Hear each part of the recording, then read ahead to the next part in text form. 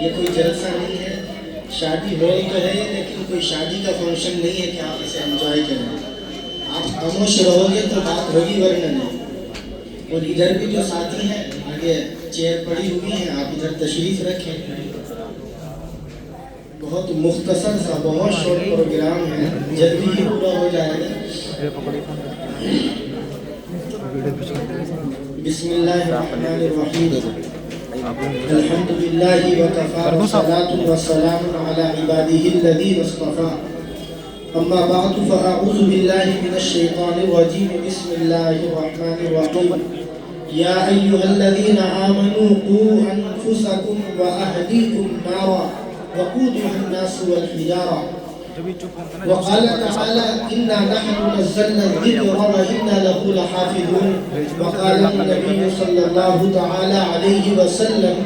خيركم من تعلم القرآن وعلم، رواه البخاري، أو كما قال عليه الصلاة والسلام۔ نہ ہو تعلیم تو یہ زندگی اچھی نہیں لگتی،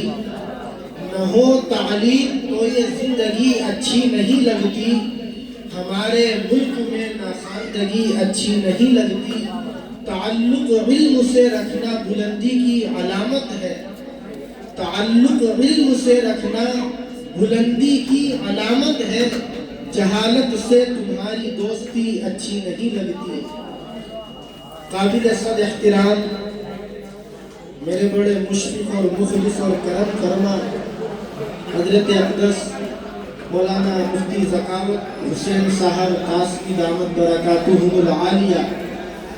صدر رابطہ مدارس اسلامیہ عربیہ دارالعلوم دیوبند صوبہ دلی و نائب امیر شریعت صوبہ دلی اور شیخ الحدیث مدرسہ امیر کشمیر کے اور دیگر معزز علماء کرام، پیارے دینی بھائیوں اور پس پردہ تشریف فرما میری پیاری ماؤں اور بہنوں، اصل خطاب تو ہمارے بڑے مفتی صاحب ہی کا ہوگا جن کا میں نے نام ذکر کیا ہے، لیکن آج کے جو داعی ہیں اس پروگرام کے منتظم ہیں مولانا یاسر صاحب دامت برکاتہم، ان کے اصرار پر میں کچھ دیر کے لیے حاضر ہوا ہوں۔ دعا ہے کہ اللہ تعالیٰ اچھی نیت کے ساتھ مجھے قرآن و سنت کی روشنی میں کچھ باتیں ذکر کرنے کی اور ہم سب کو ان پر اچھی نیت سے عمل کرنے کی توفیق مرحمت فرمائے۔ بزرگان محترم، ہم سب ایمان والے ہیں اور ہم ایمان والوں کو اللہ تعالیٰ نے قرآن کریم میں جگہ جگہ اسی نام سے مخاطب کیا، اسی نام سے پکارا اور آواز دی کہ اے ایمان والو، یا ایھا الذین آمنوا، بہت سارے احکام بیان کیے ہیں ان الفاظ کے ذریعے۔ میں نے ابھی ایک آیت ذکر کی ہے سورہ تحریم کی آیت نمبر 6، اس میں بھی اللہ تعالیٰ نے ہم ایمان والوں کو، ہم مسلمانوں کو، قرآن والوں کو، کلمہ پڑھنے والوں کو انہی الفاظ سے مخاطب کیا اور فرمایا اے ایمان والو، قوا انفسکم واہلیکم نارا، تم اپنے آپ کو بھی اور اپنے گھر والوں کو بھی جہنم کی آگ سے بچاؤ، اس آگ سے جس آگ کا ایندھن یہ لکڑیاں اور سوختہ نہیں ہے بلکہ انسان اور پتھر ہے۔ اس لیے ہم مسلمانوں کی، ہم ایمان والوں کی، قرآن والوں کی یہ ذمہ داری ہے کہ ہم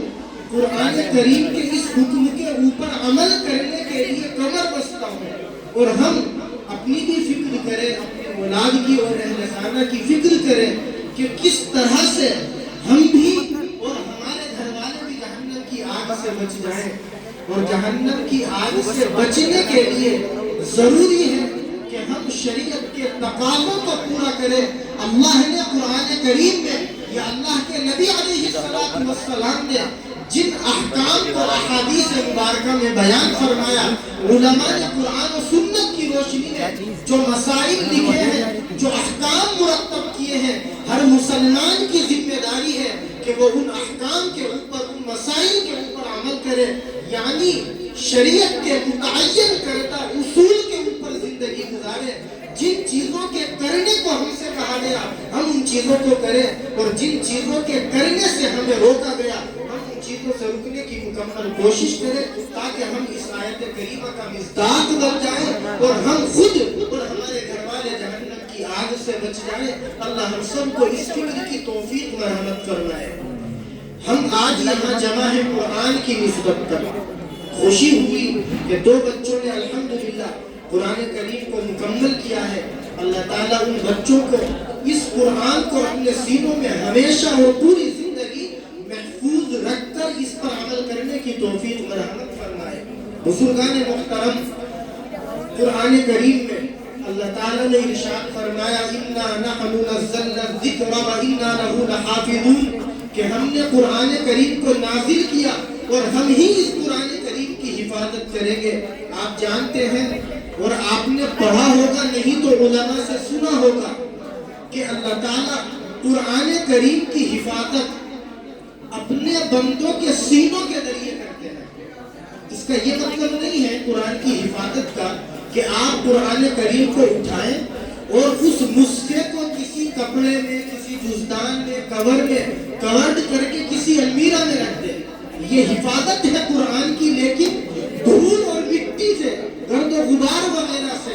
لیکن قرآن کریم الفاظ اور معانی کا نام ہے، اور اللہ تعالیٰ جس حفاظت کی بات کر رہے ہیں وہ حفاظت اللہ اپنے بندوں کے سینوں کے ذریعے فرماتے ہیں۔ چنانچہ آپ کو یہ بات اچھی طرح سمجھ میں آئے گی، جنگ آزادی کے اس قصے سے جس کو تمام محدثین نے لکھا ہے۔ جنگ آزادی کا موقع تھا، اسی دلی کی سرزمین پر انگریزوں نے میٹنگ کی، اور اس میٹنگ کے اندر یہ تجویز منظور کی کہ جب تک ہم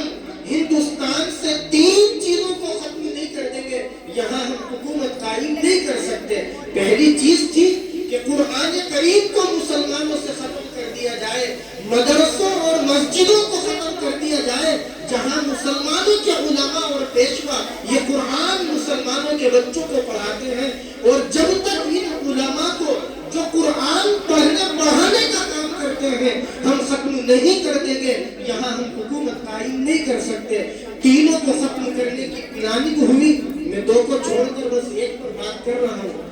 آپ نے سنا ہوگا مورخین کا یہ مقولہ، جس کو مورخین نے لکھا ہے کہ سن 1864 سے لے کر کے سن 1867 تک یہ جو 3 ساڑھے 3 سال کا پیریڈ ہے، تقریباً 3 لاکھ قرآن کریم کے نسخوں کو جلا کر دریاؤں کے حوالے کر دیا گیا۔ اللہ ہمارے علماء دیوبند کی قبروں کو نور سے منور فرمائے، اور دارالعلوم دیوبند کی اللہ حفاظت فرمائے، جس کے اکابر نے اپنے سروں پر کفن باندھا اور میدان میں کودے، اور انگریزوں کی آنکھوں میں آنکھ ڈال کر انہوں نے یہ بات کہی کہ انگریزوں سنو، تم قرآن کریم کو ہم سے چھین سکتے ہو، اسے جلا سکتے ہو، دریاؤں میں بہا سکتے ہو، لیکن قرآن سے تم ہمارا رشتہ نہیں توڑ سکتے۔ تم آ کر کے دیکھو ہمارے مکتبوں میں، آ کر کے دیکھو ہمارے مدرسوں میں، آ کر کے دیکھو ہماری مساجد میں، ہمارے تو 8-8 10-10 سال کے بچے مکمل 30 پاروں کے حافظ قرآن ہیں۔ آج 2026 میں ہم اپنے علماء دیوبند کی قربانیوں کے طفیل اللہ کی ذات کا بھروسہ اور یقین کرتے ہوئے یہ بات کہہ سکتے ہیں کہ موجودہ حکومت جو مدرسوں کی مخالف ہے، علماء کو مخالف ہے، مسجدوں کی مخالف ہے، اگر یہ بھی اللہ نہ کرے العیاذ باللہ ثم العیاذ باللہ پورے ہندوستان سے قرآن کریم کے نسخوں کو ادھر ادھر کر دے، آج بھی اسی دلی کی سرزمین پر اور پورے ہندوستان کے تمام شہروں میں، تمام گاؤں میں، تمام دیہاتوں میں اتنے مضبوط حافظ قرآن ہیں کہ وہ 24 گھنٹے میں کروڑوں کی تعداد میں قرآن کو اپنے ہاتھوں سے لکھ کر مسلمانوں کے درمیان میں انشاءاللہ تقسیم کر دیں گے۔ تو بزرگوں، بات میں یہ کہہ رہا تھا کہ یہ ہے قرآن کی حفاظت جس کی ذمہ داری اللہ نے دی ہے، ورنہ آپ جانتے ہیں کہ اس سے پہلے توریت، زبور، انجیل یہ تینوں کتابیں بھی اللہ نے نازل فرمائی تھی، مگر ان کی حفاظت کا ذمہ نہیں لیا تھا، اسی لیے ان کے ماننے والوں نے ان کے اندر اپنی مرضی کے مطابق منمانی کی اور تبدیلیاں کر کر دی. قرآن آج بھی اپنی اوریجنل اور اصلی شکل کے اندر موجود ہے اور تا قیامت یہ انشاءاللہ اسی طرح موجود رہے گا. اس لیے ہم اپنے بچوں کو اس حفاظت قرآن کے مشن میں جوڑے. یہ حفاظت قرآن کا مشن ہے باقاعدہ. اسی لیے اللہ رب العزت نے اپنے نبی کی زبانی ان بچوں کے بڑے فضائل بیان فرمائے ہیں جو بچے قرآن کو اپنے سینوں میں محفوظ کر لیتے ہیں. ان پیرنٹس کی فضیلت بیان فرمائی ہے جن پیرنٹس کے بچے اس قرآن کو اپنے سینوں میں محفوظ کر لیتے ہیں. تفصیل سے مجھے بات کرنے کا آج موقع نہیں ہے. میں صرف ایک ایک روایت دونوں کے تعلق سے ذکر کرتا ہوں. اللہ کے نبی صلی اللہ تعالی علیہ وسلم نے ارشاد فرمایا, ابو داؤد شریف کی روایت ہے کہ کل قیامت کا دن ہوگا, میدان محشر ہوگا. اللہ تعالیٰ ایک حافظ قرآن کو بلائیں گے اور اس سے فرمائیں گے اقرأ ورتقی ورتل کما کنت ترتل فی الدنیا فإن منزلک عند آخر آیۃ تقرأها, کہ آپ قرآن کریم کو پڑھتے جائیے اور جنت کی بلندیوں پر, جنت کے درجات پر چڑھتے چلے جائیے. آپ کا آخری مقام اور ٹھکانہ وہ ہوگا جہاں آپ قرآن کریم کی آخری آیت پر پہنچیں گے. یہ ہے حافظ قرآن کا مقام اور مرتبہ جو اللہ کے نبی نے بیان فرمایا. دوسری روایت ابو داؤد شریف کی اور مسلم شریف کی یہ ہے کہ کل قیامت کے دن اللہ تعالیٰ اپنے کچھ بندوں کو بلائیں گے اور وہاں جب میدان محشر میں انگنت لوگ جمع ہوں گے تو کچھ لوگوں کے سروں پر ایک تاج ہوگا. اللہ کے نبی علیہ السلام نے اس کی ڈیفینیشن میں فرمائی ضوءہ احسن من ضوء الشمس فی بیوت الدنیا لو کانت فیکم, کہ اس تاج کی روشنی اتنی زیادہ ہوگی کہ اگر یہ سورج جو انگنت میلوں اوپر اگتا ہے اگر تمہارے گھر کے کسی کونے میں نکل آئے تو تمہارے گھر کے کمرے میں جو روشنی کی حالت ہوگی اس سے زیادہ روشنی ہوگی اس تاج کی جو اللہ تعالیٰ اپنے کچھ بندوں کے سروں پر پہنوائیں گے. لوگ معلوم کریں گے من ہؤلاء الناس, کون ہے یہ جن کو یہ احساس دیا گیا. فرشتوں کی زبانی جواب دیا جائے گا یہ میرے وہ بندے ہیں جن کے بچوں نے قرآن کریم کو اپنے سینوں میں محفوظ کیا تھا. اس لیے ہم اس حفاظت قرآن کے مشن سے خود بھی جڑے, اپنے بچوں کو بھی جوڑے تاکہ قیامت کے دن ہمیں یہ فضائل حاصل ہو. مسلم شریف کی ایک روایت اور ہے, اللہ کے نبی علیہ السلام نے فرمایا کہ کل قیامت کا دن ہوگا اور اللہ تعالیٰ اعمال کا بدلہ دیں گے. تو آپ جانتے ہیں اذا مات الانسان انقطع عنه عمله, یہ روایت کا مضمون ہے کہ جب انسان مر جاتا ہے تو اس کے اعمال نامے کو جس میں نیکیاں اور برائیاں لکھی جاتی ہیں فرشتے لپیٹ کر کے رکھ دیتے ہیں. اس لیے کہ جب آدمی چلا گیا اب اس کی نیکیاں اور برائیاں نہیں لکھی جائیں گی. مگر آپ علیہ السلام فرماتے ہیں آدمی اگر مرنے سے پہلے 3 کاموں میں سے کوئی ایک کام کر لے تو اللہ تعالیٰ مرنے کے بعد بھی اس کے اعمال نامے میں کنٹینیو نیکیاں لکھواتے رہتے ہیں. ان 3 کاموں میں سے ایک ہے صدقہ جاریہ. مولانا مکتب چلاتے ہیں, آپ اس مکتب میں گئے, کسی ضرورت مند بچے کا آپ نے خرچ اٹھا دیا, مدرسے کی کوئی ضرورت پوری کروا دی, مسجد کی کوئی ضرورت پوری کرنے میں آپ نے حصہ لے لیا, یہ ہے صدقہ جاریہ. دوسرے نمبر پر فرمایا او علم ينتفع به, ایسا علم جس سے فائدہ اٹھائے. آپ نے اپنے کسی مسلمان بھائی کو نماز کا طریقہ بتا دیا, قرآن پڑھنے کا طریقہ سکھا دیا. جب تک وہ آدمی نمازیں پڑھے گا جسے قرآن سکھایا ہے وہ بندہ جب تک قرآن کی تلاوت کرے گا اللہ آپ کے اعمال نامے میں نیکیاں لکھوائیں گے. اور تیسری چیز وہ ہے جو ماں باپ سے متعلق ہے, اولد صالح یدعو لہ, کہ آدمی مرنے سے پہلے اپنی زندگی میں کسی ایک بچے کو دیندار بنا دے تو جب تک یہ بچہ دیندار دنیا میں زندہ رہے گا, یعنی حافظ بچہ, عالم بچہ, دیندار بچہ دنیا کے اندر نیکیاں کرے گا, اللہ اس کے پیرنٹس کو بھی اس کی نیکیوں کے ذریعے مستقل فائدہ پہنچاتے رہیں گے. اس لیے میرے بھائیوں ہم نیت کریں کہ کم سے کم اپنے ایک بچے کو تو ضرور قرآن کا حافظ بنائیں گے, عالم بنائیں گے, بلکہ میں تو یہ کہوں گا اپنے تمام بچوں کو قرآن کا حافظ بنائیے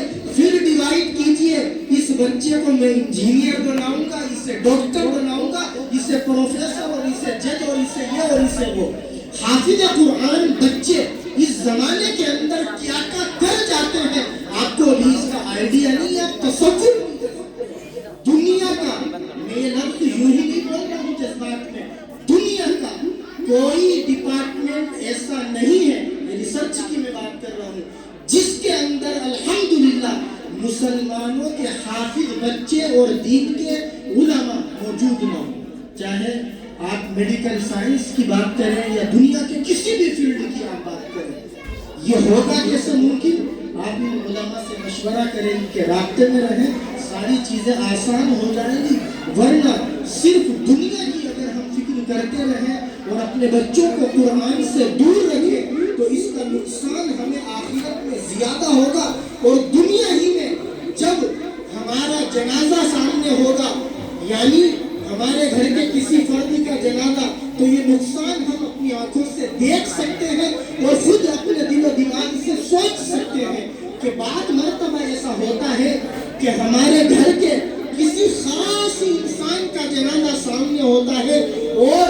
माँ का जनाजा है, बाप का जनाजा है, भाई या बहन का जनाजा है, लेकिन हमारा वो बच्चा, माफ कीजिएगा, जिसे हमने एजुकेशन लोन लेकर के हाई एजुकेशन ऊंची डिग्रियां दिलवाई थी, हमारा वो बच्चा ये भी नहीं जानता कि जनाजे की नमाज पढ़नी कैसे है, और सुन्नत के मुताबिक वो हमारी नमाज जनाजा भी नहीं पढ़ पाता। ये नुकसान होता है अगर हम अपने बच्चे को सिर्फ दुनिया की तालीम दिलवाएंगे। मना नहीं है दुनिया की तालीम, लेकिन मकतब में बच्चे को दीन की तालीम दिलवाएं, फिर दुनिया की हाई एजुकेशन दिलवाएं, तो इंशाअल्लाह इसका फायदा होगा। अल्लाह ताला इस मकतब को हमेशा आबाद रखे और इसके असातिज़ा को, उनकी मेहनतों को कबूल फरमाए। मैं मुबारकबाद देता हूँ उन बच्चों को और उनके पेरेंट्स को, जिन्होंने आज अल्हम्दुलिल्लाह ये कुरान करीम मुकम्मल किया है। अल्लाह ताला जैसे आज उनके सरों पर ये पगड़ी पहनवाएंगे इन उलमा के हाथों, क़यामत के दिन वो जो मैंने रिवायत जिक्र की है, अल्लाह से दुआ है कि उसका अल्लाह इन पेरेंट्स को मिज़दाक बनाए। एक गलत फहमी पर और मैं बात करूँ, जो कि मैं सोशल मीडिया से जुड़ा हुआ हूँ, तो ये चीज़ें आती रहती है। बहुत से मुसलमान अपने पड़ोसियों से, जो अपने रिलेटिव से ये बात कहते हैं कि हाफिज बना के बच्चे को क्या करेंगे, ये अमल तो करते नहीं, भूल जाते, इस टाइप की बातें करके कुछ ना कुछ हमारा जहन इधर उधर करने की कोशिश करते हैं। आप प्लीज उनके बहकाए में ना आए और उनको बताएं कि हमारे नबी ने तो यहाँ तक हमें बताया, लौ जुमिल कुरान फी इहाबिन सुम्मा उल्किया फी नारी मख्तरा। रिवायत है कि अगर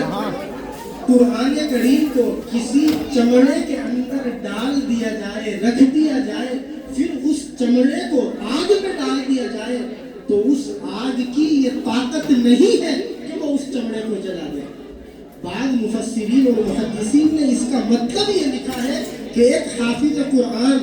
अगर बदअमल भी होगा, अपने गुनाहों की और बदअमालियों की वजह से उसके हक में जहन्नम का फैसला भी हो जाए, तो जहन्नम की आग उसको नहीं जला सकती। और ये फज़ाइल इंशाअल्लाह हमें दुनिया में भी मिलेंगे और आखिरत में भी मिलेंगे। वरना वही होगा जिस पर मुस्लिम कौम जी रही है कि पड़ोसी अगर मर जाता है या घर में किसी का इंतकाल हो जाता है, तो किसी पड़ोस के मकतब या मदरसे से हम साल जब पूरा होता है अपने बाप या माँ को मरे हुए, तो बुलाकर के बच्चों को कुरान पढ़वाते हैं और खुद बराबर में मोबाइल चलाते हैं। इससे बेहतर है कि खुद कुरान करीम को पढ़ें। अगर हम हाफिज भी नहीं है, खुद कुरान करीम को पढ़ें, और कुरान पढ़े हुए हैं तो उलमा के मशवरे से उसको समझने की कोशिश करें और खुद रोजाना कुरान करीम की तिलावत करें, ताकि हमारे घरों में बरकतें भी आए और अल्लाह ताला हम सब को इस कुरान करीम की हिफाजत के मिशन से वाबस्ता फरमाए। आमीन व आखिर दावाना अल्हम्दुलिल्लाहि रब्बिल आलमीन।